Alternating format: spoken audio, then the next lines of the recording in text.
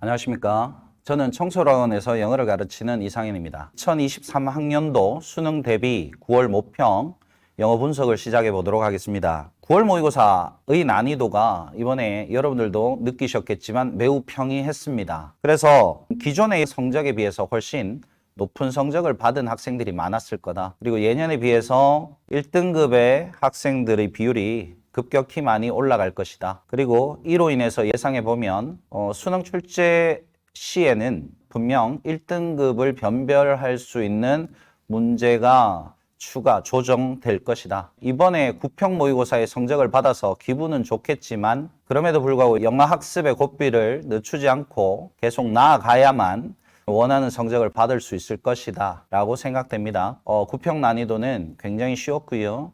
분명 수능에서는 이 정도 난이도를 유지하지 않을 것이고 다소 상향 조정이 있을 거라고 예상됩니다. 두 번째로 9월 평가 모의고사의 주요 특징을 보겠습니다. 특별히 신유형은 없었습니다. 듣기도 평이했고요. 그다음에 EBS에 대한 반영률이 간접 연계이지만 체감할 수 있는 정도였습니다. 문장 길이도 상대적으로 짧은 편이었고 1등급의 변별력을 가지는 문제는 거의 보이지 않았다. 기존의 경우에는 빈칸 문제라든지 또는 순서, 위치 문제들이 1등급을 구분하기 위해서 난이도가 높았던 반면에 이번 구평 모의고사는 그 변별력을 가지는 문제조차도 풀어내기에 큰 어려움이 없었다라고 생각됩니다. 그리고 이러한 쉬운 영어 기조가 수능에도 이어질 것으로 예상됩니다만은 주의하실 사항은 1등급의 변별력은 꼭 가져야 하며 그리고 그 1등급의 비율이 8% 정도로 유지해야 된다는 입장에서 보면 분명히 한 4문제 정도, 빈칸 2문제, 순서 위치에서 한 2문제 정도는 이번 9월과는 달리 수능에서는 난이도를 가지게 될 것이다 라고 예상해 보겠습니다. 세 번째로 이렇게 받은 결과를 가지고 앞으로 남은 2달을 어떻게 임해야 할 것인가 그리고 이 모평 성적 결과를 어떻게 활용할 것인가에 대한 이야기를 나눠본다면 당연히 수험생이라면 6월과 9월 모의고사는 철저하게 분석하여 그 난이도를 가지고 앞으로 수능을 어떻게 대비해야 될 것인가에 대한 방향성을 잡으셔야 합니다. 6월에 비해서 9월은 워낙 쉬웠습니다. 그렇기 때문에 여러분들이 6월과 9월의 중간쯤에 난이도를 가지고 예상해보고 거기에 대비하신다면 큰 무리 없이 여러분 원하는 성적을 얻을 수 있을 것이다 예상됩니다. 이 남은 시간 동안 내가 난이도에 따라서 원하는 등급이 어느 정도냐를 선택하시고 거기에 맞춘 집중의 전략으로 여러분 학습 계획을 세우셔서 2달 동안 그것을 철저하게 실천해 한 기반을 마련해 줄 것이다 라고 생각합니다. 그래서 구평은 여러분들 반드시 철저히 분석하시고 그 안에 활용된 어휘나 문제의 유형이나 답을 찾아가는 논리 관계를 꼭 따져보시기 바랍니다. 마지막으로 구평을 통해서 여러분들이 점수를 받으셨고 그걸 바탕으로 남은 시간 어떻게 준비하셔야 되는가에 대한 이야기를 나눠보겠습니다. 1등급 학생들은 워낙 영어가 강점인 학생들이 있을 겁니다. 그렇기 때문에 영어에 대해서 이번에도 예외 없이 1등급을 받으셨을 거라고 생각합니다. 단 분명 이번 구평이 쉬웠기 때문에 수능에서 약간만 좀 어려워진다면 여러분들이 당황하실 수 있습니다. 그렇기 때문에 절대 자만하지 마시고 꾸준히 고난이도 문제 위주로 계속해서 성실하게 준비해 나가신다면 특별히 어려움 없이 원하는 1등급을 계속 받아가실 수 있을 거라 생각합니다. 단 이번에 구평이 쉬웠기 때문에 처음으로 1등급을 받았던 학생들은 본인이 지금 1등급이라는 생각을 가지고 자칫 영어 과목에 소홀해질 수 있습니다만은 분명 수능에서 지금보다는 어려워진다는 가정을 해본다면 절대로 지금 받은 성적에 만족하지 마시고 더 열심히 해서 이번에 받으신 1등급을 수능에서도 꼭 받으시기 바랍니다. 자, 제일 염려되는 등급이 2등급을 받았던 학생들입니다. 실질적으로 2등급을 유지해왔던 학생들은 상관이 없지만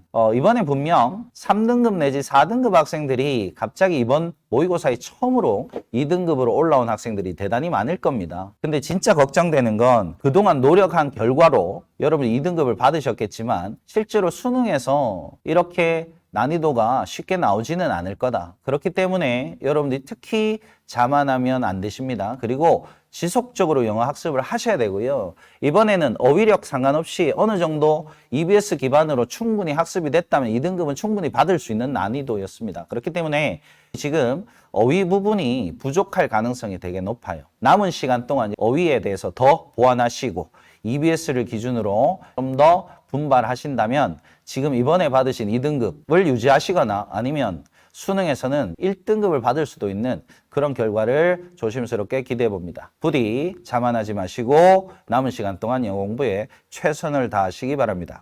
자, 3, 4등급 학생들은 이번에 좀 아쉽게 되었습니다. 문제의 난이도에 비해서 3, 4등급을 받으셨다는 말은 그동안 영어 공부가 좀 부족하지 않았나 예상해 보고요. 특히 듣기가 부족해서 3등급이나 4등급을 받았다면 수능에서는 듣기가 어렵지 않으므로 지금부터 남아있는 시간 동안 듣기에 조금 더 매진하신다면 2등급으로 갈 수 있는 어떤 발판을 마련할 수 있을 거라고 생각합니다. 그리고요, 듣기가 약한 게 아니라 전반적으로 약해서 3, 4등급을 받은 학생들은 특히 남은 시간 동안 EBS 교재, 즉 수능 영어, 영어 독해, 그다음에 이번에 지금 다루고 있을 수능 완성 영어라든지 EBS 기반의 연계 교재를 충실하게 학습을 하신다면 남아있는 시간 동안 실력이 향상될 것이고 거기서 본 어휘나 거기에서 본 문장들이나 소재들이 분명 수능에서 친근하게 다가올 것이고 2등급, 1등급을 받으실 수 있지 않을까 생각됩니다. 남아있는 시간 동안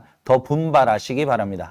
마지막으로 4등급 이하 학생들 같은 경우에는 좀 아쉽겠습니다만은 제가 꼭 드리고 싶은 말씀은 절대로 영어를 포기하지 마십시오. 여러분들이 만약에 영어를 포기하고 대학을 갈 수 있다면 그것도 하나의 방법이 될 수 있겠지만 득점을 해야 되는데도 불구하고 성적이 약해서 낙담하거나 포기한다면 절대 그러지 마십시오. 그러면 올해 수능 기조에서 여러분들이 하셔야 될 건 선택과 집중입니다. 1등급을 받겠다 이런 계획을 세우시기보다는 내가 2등급을 받겠다라고 계획을 세우신다면 어떤 시간적인 압박 문제라든지 2등급을 득점하기 위한 기본적인 문제 유형을 선별하시고 그리고 꼭 EBS가 아니더라도 난이도가 좀 쉬운 교재를 선택하셔서 꼭 득점할 수 있는 유형들 그런 것들을 반복적으로 노력해서 단어도 외우고 문장도 읽어보고 답도 찾아가는 연습을 꾸준히 해 나가신다면 지금은 막막해 보이겠지만 실제로 수능에서 기대 이상의 결과를 얻으실 수 있으니 부디 이번 시험에서 낙담 마시고